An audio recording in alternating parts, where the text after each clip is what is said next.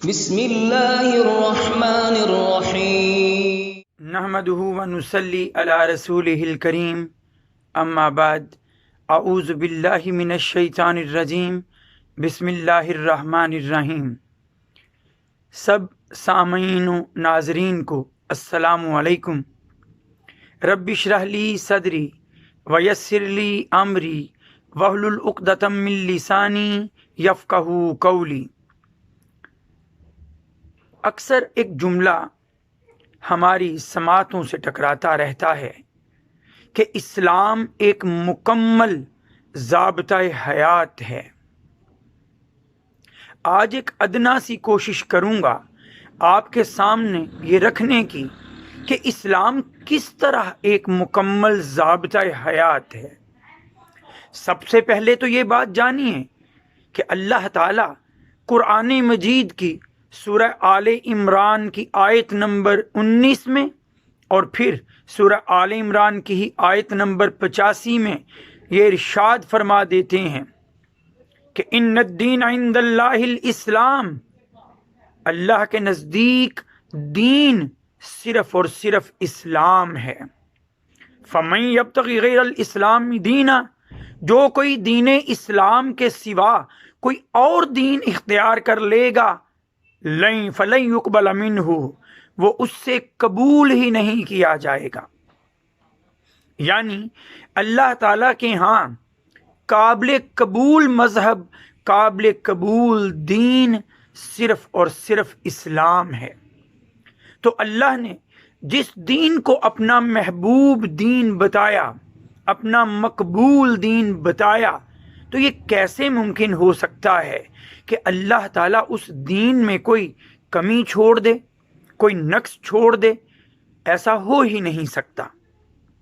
اللہ نے اس دین کو ایسا مکمل ضابطہ بنایا ہے کہ زندگی کے جس پہلو پر بھی نظر کر لیجئے، وہاں یہی دین ہمیں راہ ہدایت ملے گا، یہی مشعل راہ ملے گا، یہی ہمیں منبع نور ملے گا۔ ذرا تھوڑی سی توجہ آپ کی چاہوں گا، غور کرتے جائیے گا ساتھ ساتھ۔ سب سے پہلی بات، اسلام کا لفظ سلامہ سے نکلا ہے، سلامتی میں دینا، سپردگی میں دینا۔ تو سب سے پہلے تو یہ دین ہمارے عقائد اور ہماری عبادات کی اس طرح اصلاح کر دیتا ہے کہ ہمیں خود کو اپنے رب کے سپرد کرنے کا سلیقہ آ جاتا ہے۔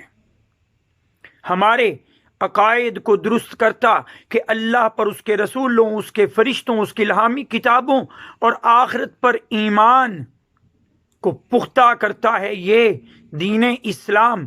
اور پھر ہمیں کلمہ شہادت، نماز، روزہ، زکوٰۃ، حج، جہاد کی صورت میں ارکان اسلام سکھاتا ہے، عبادات سکھاتا ہے، اپنے رب کے سامنے اس کی بندگی کا اظہار کرنا سکھاتا ہے۔ پھر دیکھیے، عقلی طور پر بھی پرکھیے کہ یہ دین ایسا مکمل ضابطہ کہ جس نے جاہل قوموں کو مہذب بنا دیا، جس نے راہزنوں کو راہبر بنا دیا، جس نے بدترین لوگوں کو بہترین لوگ بنا دیا، جس نے پست کو بلند کر دیا، جس نے کمتر سمجھی جانے والی قوموں کو برتر قوموں کا درجہ نواز دیا، یہ ہے وہ دین، دین اسلام۔ پھر میں نہیں کہتا یہ کہ یہ دین مکمل، میرا تو ایمان ہے ہی، لیکن ذرا ثبوت بھی دیکھیے۔ خود قرآن میں اللہ تعالیٰ نے سورہ مائدہ کی آیت نمبر 3 میں ارشاد فرما دیا کہ الیوم اکملت لکم دینکم واتممت علیکم نعمتی ورضیت لکم الاسلام دینا۔ آج کے دن میں نے تمہارے لیے تمہارا دین مکمل کر دیا، تم پر اپنی نعمت بھی پوری کر دی، اور تمہارے لیے اب رہتی دنیا تک کے لیے اسلام کو ہی دین پسند کر لیا۔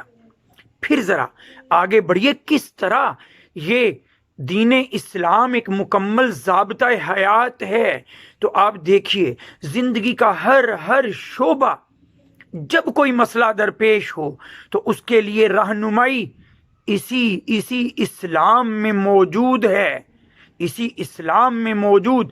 وہ ہماری زندگی کا انفرادی پہلو ہو یا اجتماعی پہلو، وہ ہماری ذاتی گھریلو زندگی ہو، ازدواجی زندگی ہو، یا وہ ہماری سماجی زندگی ہو، وہ حقوق کی بات ہو یا فرائض کا ذکر ہو، ہر طرح سے قرآن، ہر طرح سے یہ اسلام ہماری رہنمائی کرتا ہے۔ آپ دیکھیے گا معاشرتی زندگی کی بات کروں تو جتنے رشتے معاشرتی زندگی میں آتے ہیں، ہاں وہ گھر کے اپنے افراد ہوں جس میں والدین، اولاد، بیوی، بہن، بیٹی، یہ سب رشتے ہوں، بھائی ہوں، یا اس کے بعد معاشرے کے لوگ ہوں، ہر کسی کے حقوق کا، ہر کسی کے فرائض کا ذکر اس دین اسلام میں۔ پھر سنیے، آگے بڑھیے، یہاں پر آپ کو صرف اتنی بات ہی نہیں ملے گی، آپ کی مالی زندگی ہو تو یہ اسلام پہرا بٹھاتا ہے کہ کون سے رزق کمانے کے حلال ذرائع ہیں اور کون سے حرام ذرائع ہیں۔ الکاسب حبیب اللہ کہہ کر نیک اور جائز طریقوں سے روزی کمانے والے کو اللہ کا دوست کہا جاتا ہے۔ پھر دیکھیے، مال کماتے وقت حلال اور پاکیزہ رزق کی ترغیب دی جاتی ہے جگہ جگہ قرآن میں، اور سود کو، جوئے کو اور پانسے بازی کے سب کھیلوں کو حرام قرار دیا جاتا ہے۔ پھر سنیے آگے، اگر سیاسی زندگی میں بھی گھس جائیے تو سیاسی رموز، آج دنیا کہتی ہے جمہوریت، آج دنیا کہتی ہے سوشلزم، آج دنیا کہتی ہے کمیونزم، آج دنیا کہتی ہے فاشزم، لیکن اسلام نے یہ سب ازم جھٹلا دیے اور صرف اقتدار اعلیٰ، حاکمیت اعلیٰ اللہ کو لائق ہے اس کا درس دیا۔ اقتدار اعلیٰ کا تصور جو آج معاشرہ پیش کرتا ہے، اس میں یہ بتا دیا کہ اقتدار اعلیٰ کا حقیقی مالک صرف اللہ ہے۔ سورہ انعام کی آیت نمبر 57 یا سورہ یوسف کی آیت نمبر 67 دیکھ لیجئے، ان الحکم الا للہ، کہ ہر طرح کا حکم، ہر طرح کی بادشاہت صرف اللہ ہی کو۔ سورہ آل عمران دیکھ لیجئے کہ قل اللہم مالک الملک، اے نبی کہہ دیجئے تو حقیقی بادشاہ ہے، اے اللہ، توتی الملک من تشاء، تو جسے چاہے بادشاہت دے دے، وتنزع الملک ممن تشاء، اور جس سے چاہے بادشاہت چھین لے۔ پھر دیکھیں، اسلام کے احکامات اس لیے بھی مکمل ضابطہ حیات ہیں کہ یہ لامحدود ہیں، ان کے اندر محدودیت کا پہلو نہیں ہے، اور یہ اس قدر وسیع اور لامحدود کہ زندگی میں جب جو مسائل پیش آئیں یا آ چکے ہیں، ان سب کے لیے رہنمائی اسی دین اسلام میں۔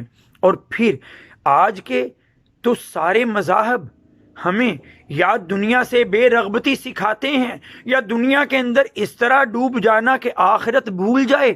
اسلام ہی وہ واحد مذہب جو دین و دنیا، جو اس دنیا و آخرت کا حسین امتزاج ہے۔ ذرا غور کیجئے گا، کبھی قرآن میں کہہ دیا جاتا ہے کہ رہبانیت ابتدعوها، رہبانیت یہ لا تعلقی دنیا سے، یہ تو انسانوں نے خود بنا لی۔ دنیا میں رہنا کیسے ہے؟ کن فی الدنیا کانک غریب او عابر سبیل، حدیث میں آتا ہے دنیا میں ایسے رہو جیسے پردیسی ہو یا مسافر، اور حدیث میں بھی آ جاتا ہے لا رہبانیت فی الاسلام، اسلام میں دنیا سے لا تعلقی نہیں، بلکہ اسلام تو دنیا و آخرت مانگنا سکھاتا ہے۔ ربنا آتنا فی الدنیا حسنۃ وفی الآخرۃ حسنہ، دنیا میں بھی بھلائی دے اللہ اور آخرت میں بھی، اور یہ بھلائی صرف اور صرف مکمل ضابطہ حیات اسلام ہی سے ممکن ہے۔ وآخر دعوانا ان الحمد للہ رب العالمین۔ السلام علیکم۔